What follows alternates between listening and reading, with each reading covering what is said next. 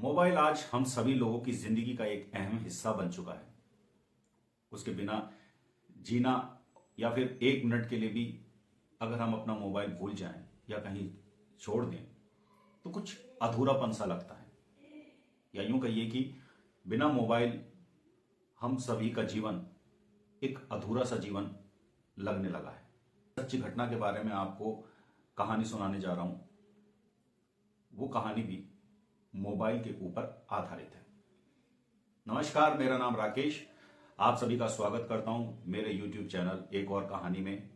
आज आपके समक्ष हाजिर हूं फिर एक सच्ची घटना पर आधारित सच्ची कहानी के साथ। बात है दिल्ली से सटे गाजियाबाद की। यहां पर एक भारत सिटी नाम की एक सोसाइटी है जिसके अंदर काफी ब्लॉक्स टावर बने हुए हैं। सोसाइटी के एक ब्लॉक के 9वें फ्लोर पर 9th फ्लोर पर चेतन गुर्जर नाम का व्यक्ति अपनी पत्नी के साथ रहता है। इनकी पहली शादी हुई थी और काफी सालों तक इन्हें अपनी पत्नी से बच्चा नहीं हुआ, तो काफी परेशान रहने लगे दोनों लोग।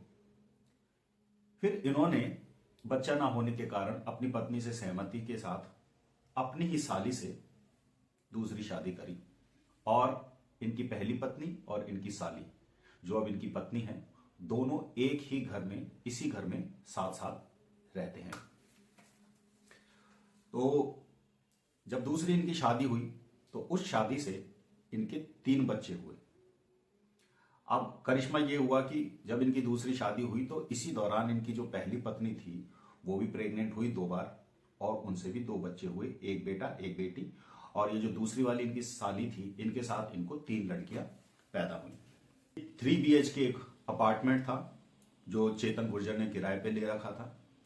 और चेतन गुर्जर पेशे से स्टॉक मार्केट का काम करते हैं, उसमें इन्वेस्टमेंट ब्रोकरेज वगैरह का काम ये करते हैं। ठीक ठाक आमदनी इनकी हो जाती थी और घर गुजर बसर अच्छा हो रहा था।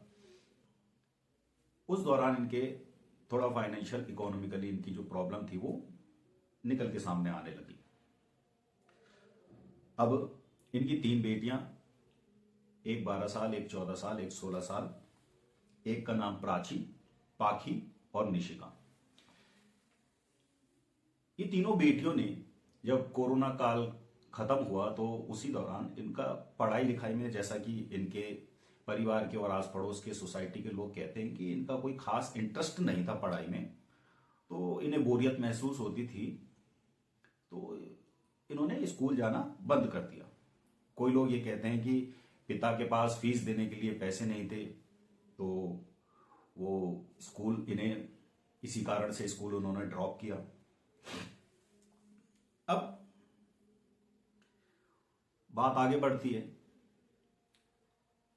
ये तीनों बहनें हमेशा साथ रहा करती थी।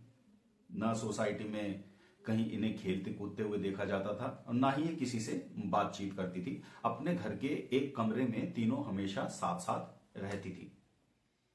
यहां तक कि ये बताया जाता है कि ये तीनों इतना एक दूसरे के साथ रहती थी कि ये खाना साथ में खाते थे, ये वॉशरूम साथ में जाते थे और घर के अंदर जो इनके पास एक ही मोबाइल था उस मोबाइल में अपना पूरा समय व्यतीत करते थे और तीनों एक ही मोबाइल पर साथ में उस मोबाइल को इस्तेमाल किया करते थे।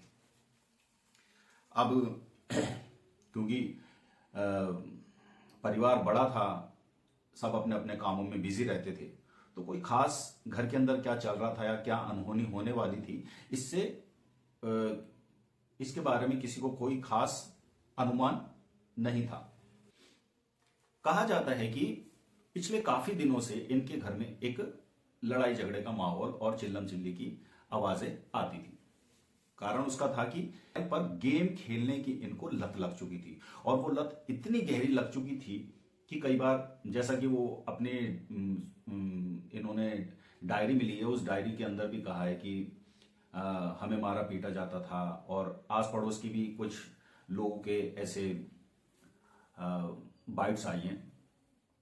काफी शोर शराबा मार पिटाई होती थी इनके साथ, ये लोग कहते हैं उनकी सोसाइटी के। बात आगे बढ़ती है। इन तीनों ने एक YouTube चैनल बना रखा था जो कि गेम का था। यूट्यूब चैनल का नाम बताया जा रहा है किलर क्वीन। चलिए, और ये कोरियन कल्चर से काफी प्रभावित थे तीनों की तीनों। इन्हें कोरियन फिल्में देखना बहुत अच्छी लगती थी, कोरियन म्यूजिक इन्हें बहुत अच्छा लगता था, और कोरियन ड्रामा जो होते हैं उसका भी इन्हें काफी देखने का शौक था। उनका ड्रेसअप जो होता था, हेयर स्टाइल, और कोरिया जाने की इन तीनों की बहुत इच्छा बताई जाती थी कि हमेशा ये इनके घर में लड़ाई झगड़ा होता था और यही कहा जाता था कि हम कोरिया जाना चाहते हैं। अपने पापा से बार बार ये रिक्वेस्ट करती थी हमें कोरिया जाना है। मोबाइल पर ये एक कोरियन गेम जो कि काफी हिट हुआ है, और उस गेम की ये पार्ट थे तीनों बहनें। गेम का नाम था कोरियन लवर गेम। जी हां, यही वो गेम है जिस गेम की जो गेम इन तीनों बच्चियों की मौत का कारण बना। अभी कुछ दिनों पहले रात के 2 बजे के आसपास इनके घर की बालकनी जो थी वहां से इन्होंने तीनों बहनों ने कूदकर अपनी जान दे दी। अब क्योंकि ऊंचाई काफी ज्यादा थी तो बचने की उम्मीद ना के बराबर होती है, और तीनों बहनों ने वहीं पर दम तोड़ दिया। अब हुआ ये कि जब ये तीनों बहनें रेलिंग पर, बालकनी की रेलिंग पर मौत के लिए आगे बढ़ रही थी या लटक रही थी, तो रात का तकरीबन 2 बजे का वक्त था, और ये घटना कुछ दिनों पहले की। अभी तो जो सामने जो ओनर थे उस फ्लैट के, उनकी इनके ऊपर नजर पड़ी। उन्हें कुछ अटपटा सा लगा, तो अब वो कर क्या सकते थे, वो देखते रहे। फिर उसके बाद कुछ सेकंड बाद वो तीनों लड़कियां अंदर चली गई। लेकिन फिर बताया जाता है कि 1 से 1.5 मिनट 2 मिनट बाद वो तीनों बहनें वापस रेलिंग पर आई और यानी कूद कर अपनी जान दे दी। अब ये दृश्य देखकर उनके रोंगटे खड़े हो गए, वो तेजी से नीचे की तरफ आए, और तब तक काफी भीड़ इकट्ठा हो चुकी थी।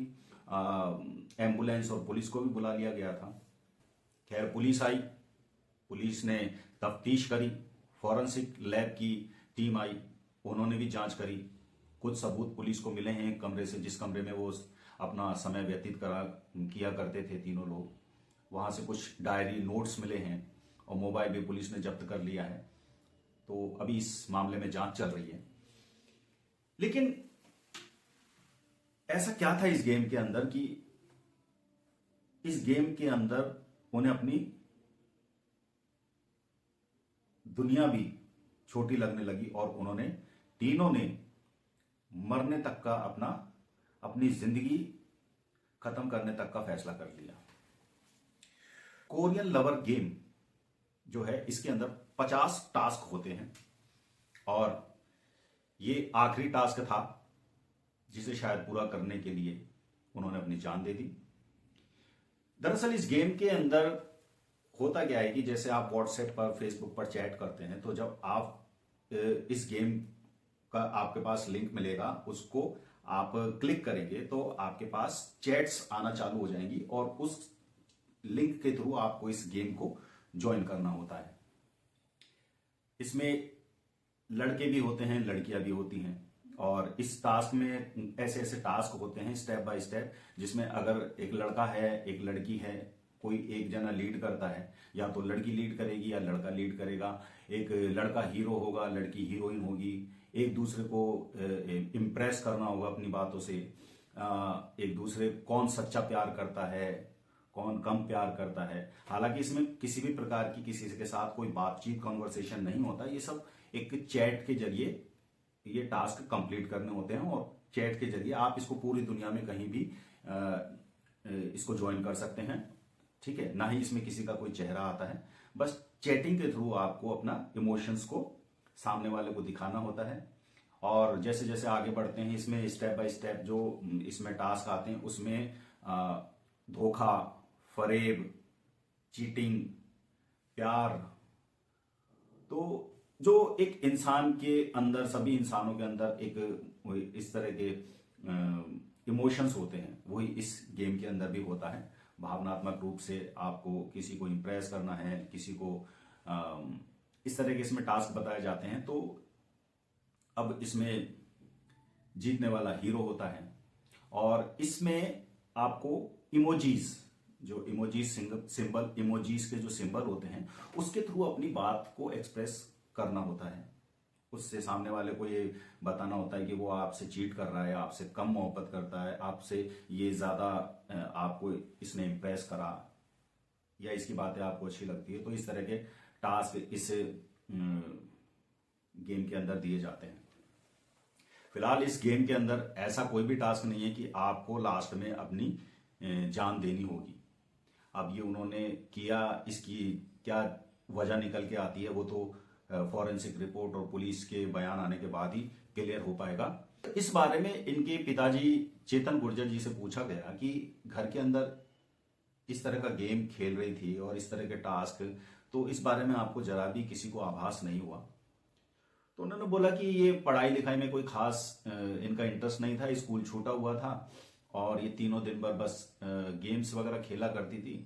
बाकी हमें इस बारे में कोई आइडिया नहीं कि ये कैसे गेम होते हैं, ना हम इनके बारे में जानते हैं। बस इनका एक ये पता है कि ये, मुझे लगता था कि ये लूडो वगैरह इस पर खेलते हैं, और इन्होंने एक किलर क्वीन के नाम से यूट्यूब चैनल बना रखा है। इतनी पिता के पास और परिवार के लोगों के पास जानकारी है। पुलिस को इनके उस कमरे में एक, आप देखेंगे फर्श पर तस्वीरें बिखरी हुई हैं, ये जो आप देख रहे हैं, ये इनकी तकरीबन कुल संख्या 15 बताई जा रही है, और ये घर के परिवार के लोगों की ही तस्वीरें हैं। कुछ ग्रुप में हैं, कुछ सोलो हैं, और अलग अलग तरह की ये तस्वीरें हैं जो पुलिस अपने साथ ले गई हैं। और एक 18 पन्नों की डायरी पुलिस को और हाथ लगी है, और एक उस डायरी के अंदर क्या लिखा हुआ ये तो खैर इतनी जानकारी नहीं मिल पाई है।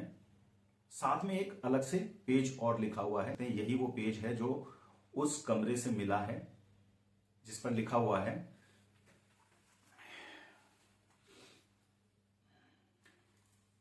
ये एक जिंदगी की सच्ची कहानी है। और हमें कोरिया काफी अच्छा लगता है, काफी अच्छा लगता था, लेकिन आपने हमारी बात नहीं मानी, और अब हम बताएंगे कि हम क्या कर सकते हैं। और आपने हमें बार बार रोका, लेकिन आई एम सॉरी, सॉरी पापा, हम आपसे माफी चाहते हैं।